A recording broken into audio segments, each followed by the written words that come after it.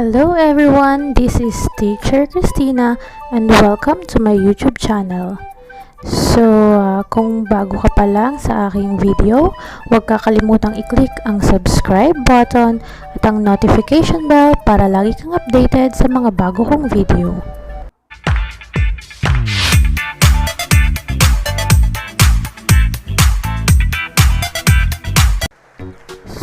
Sa video na ito ay ituturo ko sa inyo kung paano gamitin ang Zoom app sa meeting, conferences. So, kung ready ka na, let's begin. Paano nga ba natin gagamitin ang Zoom app? Unang-una natin gagawin ay pumunta tayo sa Play Store or i-click natin ang Play Store button. Matapos nito ay isi-search natin sa ating search bar ang Zoom or ang Zoom Cloud Meeting. Ita-type lang po natin ang salitang Zoom or Zoom Cloud Meeting. Pagkatapos nito ay makikita na natin at i-click natin ang kulay green na button na Install. Click Accept.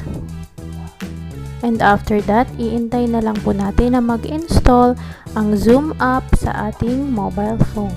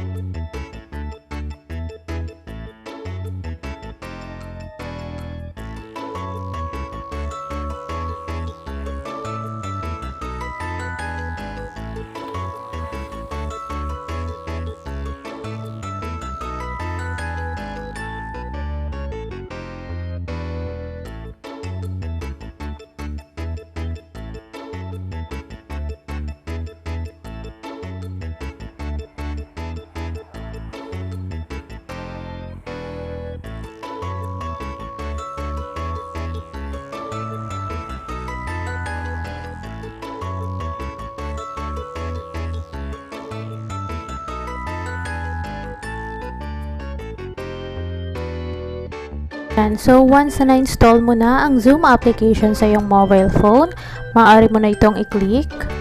I-click ang Zoom at maghintay lamang. Pagkatapos ay makikita nito ang salitang Start Meeting, Start or Join a Video Meeting on the go. Pwede rin tayong mag-share ng content. They see what you see. Maaari din tayo ditong mag-message sa ating team o mag-message sa ating ka-meeting. At mag-start na tayo. So, ang tuturo ko sa inyo is to join a meeting. Paano ba tayo sasali sa isang meeting? Yan, maglalagay tayo ng meeting ID. Ang meeting ID or ang meeting code ay nanggagaling sa nag-organize ng meeting. So, itatype lamang po ang ibinigay sa inyo na meeting ID or meeting code. At pagkatapos ay pindutin ang join meeting. Once na naka-join meeting ka na, magsisimula na. Minsan lumalabas itong meeting password. So, depende sa nag-organize ng meeting kung may password siya na inilagay o wala. Siya rin po ang magbibigay ng meeting password. Ayan. So, ito na ang lalabas sa inyong screen after typing your meeting ID o kung meron mga meeting password na ibinigay sa inyo, ito na po ang lalabas sa inyong screen. Makikita ninyo dun sa una, ang nakalagay ay may headset button. Nakalagay dito is join audio.